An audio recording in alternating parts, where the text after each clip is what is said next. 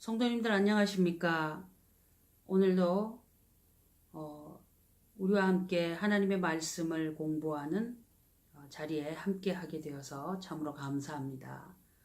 오늘도 창세기 말씀을 통해서 하나님의 하시고자 하시는 그 뜻이 무엇인지를 함께 나누어 보는 시간을 갖도록 하겠습니다. 기도하겠습니다.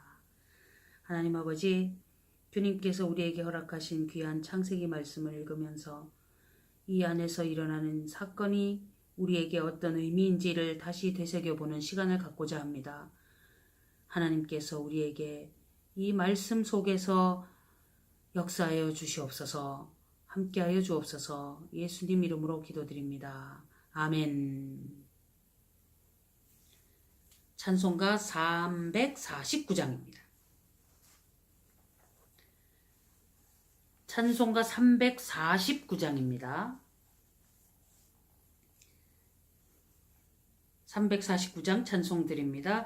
나 주의 도움 받고자 주 예수님께 빕니다. 그 구원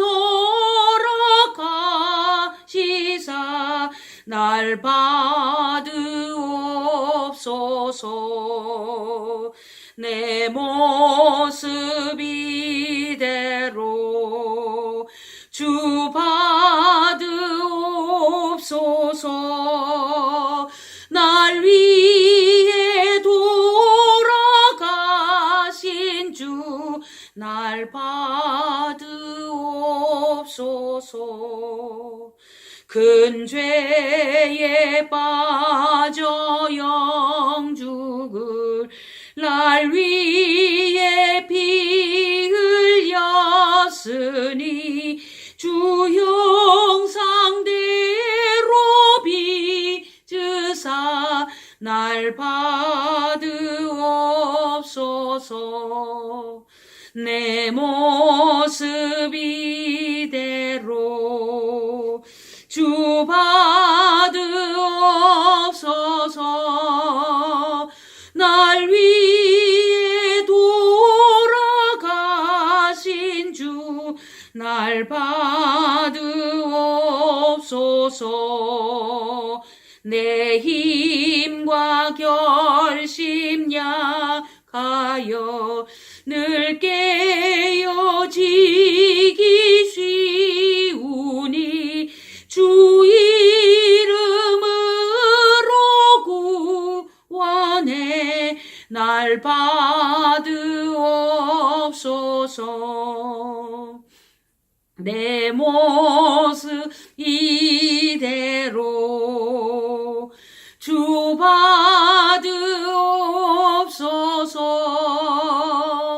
날 위해 돌아가신 주 날 받으옵소서. 내 주님 서신 발 앞에 나 꿇어 엎드렸으니 그 크신 역사 이루게 날 받으옵소서. 내 모습 이대로 주 받으옵소서. 날 위해 돌아가신 주 날 받으옵소서.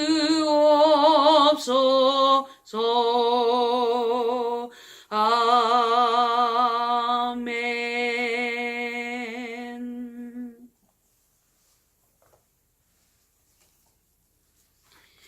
하나님 말씀 창세기 33장 말씀입니다.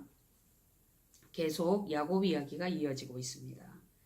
야곱이 눈을 들어보니 지금 한두 뼈가 위골당해서 절름절름 하면서 지금 눈을 들어서 이렇게 보니 에서가 400인을 거느리고 오는지라. 400명이라는 군대가 저벅저벅 지금 나를 잡으러 온다. 상상하면 꽤 무섭죠. 그 자식들을 나누어 레아와 라헬과 두 여종에게 맡기고 여종과 그 자식들은 앞에 두고 단, 갓, 납달리, 아셀 그렇게 내시던가요? 우리가 읽어봤는데 레아와 그 자식들은 다음에 두고 의벤, 시므온, 레위, 유다 또 있죠. 2명 더. 그 6명은 그 다음에 두고 라헬과 요셉은 뒤에 두고 아직은 그 막내가 태어나지 않은 그런 상황이니까 순서가 뭐냐 여종의 아이들 그 다음에 레아 라헬 뒤에다가 두고 이제 자기가 뭘 더 사랑하고 소중히 여기는지를 여기서 훤히 좀 보여주는 그런 모습인데 우리가 누구를 너무 이렇게 생각하는 느낌에 따라서 이렇게 표현을 해 놓는 이 야곱의 모습을 보면서 나중에 이 라헬이 얼마나 빨리 죽게 되는가 하는 것을 보면서 좀 놀랄 일도 또 생기게 되죠. 자기는 그들 앞에서 나아가되 몸을 7번 땅에 굽히며 그 형 에세에게 가까이 하니 최대한 방법을 해보죠. 에서가 달려와서 그를 맞아서 안고 목을 어긋맞기고 그와 입 맞추고 피차우니라. 와, 드라마 한 편입니다. 그죠? 사람의 그 생존 전략에 그 꾀를 내는 것이 얼마나 한순간에 갑자기 이렇게 반전의 그런 상황이 왔습니다. 야곱이라는 사람의 자기 입장에서 보면은 에서가 그럴 것 같았다. 근데 에서라는 사람은 또 다른 스타일이었던 거죠. 물론 앞에서 뭔가 재물을 받았기 때문에 마음이 흡족해서 그럴 것인지 하나님의 기도 응답으로서 그 축복을 받고 이제 안정적이라서 이제 살게 되리라는 그런 것으로 또 이런 은혜가 왔는지에 대한 답이 있겠죠. 에서가 눈을 들어 여인과 자식들을 보고 묻되 너와 함께한 이들은 누구냐? 야곱이 가로되 하나님이 주의 종에게 은혜로 주신 자식이니이다. 때에 여종들이 그 자식들로 더불어 나와 절하고 레아도 그 자식으로 더불어 나와 절하고 그 후에 요셉이 라헬로 더불어 나와 절하니 에서가 또 가로되 나의 만난 바 이 모든 때는 무슨 까닭이냐? 야곱이 가로되 내 주께 은혜를 입으려 함이니이다. 아주 말을 참 잘합니다. 에서가 가로되 내 동생아 내게 있는 것이 족하니 내 소유는 내게 두라. 야곱이 가로되 그렇지 아니하니이다. 형님께 은혜를 얻었사오면 청컨대 내 손에서 이 예물을 받으소서. 내가 형님의 얼굴을 배운즉 하나님의 얼굴을 배운 것 같사오며 형님도 나를 기뻐하심이니이다.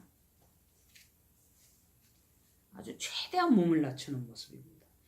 하나님이 내게 은혜를 베푸셨고 나의 소유도 족하오니 청컨대 내가 형님께 드리는 예물을 받으소서 하고 그에게 강권함에 받으니라. 에서가 가로되 우리가 떠나가자 내가 너의 앞잡이가 되리라. 길을 좀 안내하겠다는 의미죠. 안 받겠다는데 강권하니까 받았다. 필요할 수도 있겠습니다. 나중에 마음이 또 왔다 갔다 할 수도 있으니까 사람들은. 그런데 이제 이 에서라는 사람의 그 성향은 뭔가 좀 차이가 있겠죠. 야곱이 그에게 이르되 내 주도 아시거니와 자식들은 유약하고 내게 있는 양떼와 소가 새끼를 데렸은즉 하루만 과히 몰면 모든 떼가 죽으리니 청컨대 내 주는 종보다 앞서가소서 나의 앞에 가는 짐승과 자식의 행보대로 천천히 인도하여 세일로 가서 내 주께 나아가리이다. 에서가 가로되 내가 내 종자 수인을 내게 머물리라. 야곱이 가로되 어찌하여 그리하리이까 나로 내 주께 은혜를 얻게 하소서 하매 이날에서는 세일로 회정하고 야곱은 숫곳에 이르러 자기를 위하여 집을 짓고 짐승을 위하여 우릿간을 지은 고로 그 땅 이름을 숫곳이라 부르더라. 야곱이 밧단 아람에서부터 평안히 가나안 땅 세겜성에 이르러 그 성 앞에 그 장막을 치고 그 장막 친 밭을 세겜의 아비 하몰의 아들들의 손에서 은 100개로 사고 거기 단을 쌓고 그 이름을 엘로헤 이스라엘이라 하였더라. 33장의 내용은 이제 어떤 그 반전의 역사 그리고 너무 싱겁게 끝난 그런 모습을 보게 되는데 우리가 어떤 일에 대하여 염려를 많이 하면서 과연 일이 어떻게 될까 하고 많은 준비를 하고 기획을 하고 걱정을 하고 모든 일을 지나왔는데 막상 맞닥뜨려 보니까 아무 일도 아닌 경우도 있더란 말이죠. 그래서 불안해하고 두려워 떨고 뭐 기도를 하네 어쩌네 염려를 하네. 물론 이제 기도의 응답의 역사도 분명히 존재합니다. 그런데 하나님이 하실 일인 이런 식으로 너무 순적하고 쉽고 상성의 사건으로 모든 일이 달라질 수 있다 하는 것도 우리가 여기서 발견을 하게 되죠. 그래서 이제 그 야곱이 그렇게 어떤 일이든지 참 붙들고 주님 앞에 기도로 해결받고 이기려고 했던 그런 모습들이 사실 우리가 배울 점인 것은 사실이죠. 그리고 하나님 앞에서 그렇게 함으로 인해서 하나님과 더불어 싸워서 이겼다. 이긴 게 뭐냐? 그것을 통해서 이겼기 때문에 살려준다는 것보다는 하나님이 이미 살려주시기로 다 계획이 있고 또 그 땅으로 돌아가게 하시려는 그 말씀이 있는데도 불구하고 그 과정에 그 겪어야 될 일들은 있더라 이런 것이죠. 그리고 청산할 것들도 있고 이제 야곱은 그 형과의 관계 속에서 모든 일들을 이제 정리하고 청산하는 그런 시간을 가지게 된 것으로 봅니다. 때를 따라서 우리가 수십 년 된 일들을 가슴에 품고 있을 수도 있고 어떤 문제를 갖고 있을 수도 있는데 그럴 때 우리가 이렇게 지금 불안하면서 어떻게 할까 하는 이런 심정을 가지는 것 자체가 그 자체는 또 오히려 복일 수도 있어요. 왜냐하면은 자기가 뭘 잘못해놓고 잘못인지도 모르고 또 그게 어떻게 될지에 대한 아무 대비도 없고 그러다가 정말 어떤 일을 맞닥뜨려서 실제로 큰 문제를 당할 수도 있잖아요. 그런데 그래도 야곱은 일말의 양심이 있어서 늘 그 불안했던 것들 그리고 그 문제를 결국 기도로 풀려고 했던 것 그리고 그렇게만 한 것이 아니라 실제로 사람에게 위자료를 주고 배상하고 보상하려는 그 노력을 했던 것 그리고 한껏 몸을 낮추고 그 끝까지 어떤 책임을 지려고 하는 모습이 있었고 그래서 아마 에서가 더 이상은 이제 어떤 반응을 하지 않았던 것 같고 또 한 가지는 지금 야곱이 쓰는 이 언어를 주목해 볼 필요가 있습니다. 33장에 그 야곱이 그 형 앞에서 그 하는 그 표현들이 우리가 어떤 그 지혜로운 일들을 감당하려고 할 때에 그 참고해야 될 부분들이 많이 있어 보입니다. 어떤 비굴함이나 무슨 그런 표현보다는 그런 일들의 그 근원이 사실은 모면하고자 하는 그런 표현도 되겠지만은 실질적으로 자기가 그 사람 앞에서 잘못됐다는 것을 인정을 하는 거기 때문에 일단은 자세를 낮추었잖아요. 그러니까 그런 것들에 대해서 우리가 보고 또 하나님이 그런 것들을 눈여겨보고 계셨을 것이다. 우리가 그 누구를 속이려고 기획해서 앞에서 그 립 서비스를 하고 뒤에 가서 어떻게 하고 그런 것을 하라는 의미가 아닌 건 아시겠죠.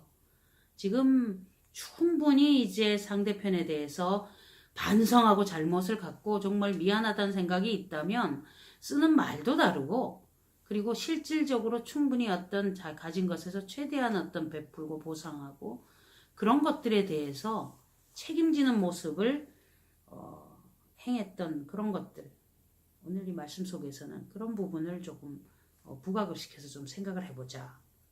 그런 것을 한번 우리가 나누어 봅니다. 오늘 말씀 읽으면서 또 다른 측면에 뭐 해야 될 부분들의 이야기가 있기도 하겠죠. 그런데 성경을 읽으면서 지금 우리가 본문에서 쭉 보아온 그런 역사, 이제 이야기 속에서는 그런 것들에 대한 것을 짚어낼 수가 있습니다. 다른 부분들을 또 읽으면서 어떤 측면을 갖고 뭐 자기 나름대로 뭔가를 유추한다고 해도 뭐 이야기를 할 수 있을 것입니다. 그러나 이제 처음부터 끝까지 이렇게 쭉 읽어나가는 측면에서 봤을 때에 지금 우리가 이 말씀을 통해서 생각해야 되는 것은 바로 이런 어떤 관계성 속에서 우리가 무슨 문제를 일으키고 했던 당사자일 때 반드시 우리가 어떻게 해야지만 되느냐. 하나님 앞에 기도도 하지만 사람들 사이에서 할 일도 해야 되는 거죠. 그럴 때 충분하게, 그러면나 지혜롭게, 명확하게 이렇게 하면서 이제 그 모든 일을 정리할 건 하고 또 행할 건 행하고 이런 모습에 대하여 우리가 눈여겨보고 살펴야 되는 거죠. 그러면서 한 가지 또 이렇게 엿보게 되는 것은 사람이 아무리 하나님 앞에서 기도하고 뭘 하려고 그래도 정말 그 갖고 태어난 기질이라든가 이런 게 그렇게 불변하지 않나 이런 생각을 합니다. 그러는 가운데도 어찌하든 간에 하나님 중심으로 살려는 심정을 끊임없이 갖고는 가죠. 그런 어떤 그 속이는 심정, 야비한 거 이런 거를 수십 년이 지나도 여전히 슬쩍 이렇게 보여지는 이 야곱의 모습.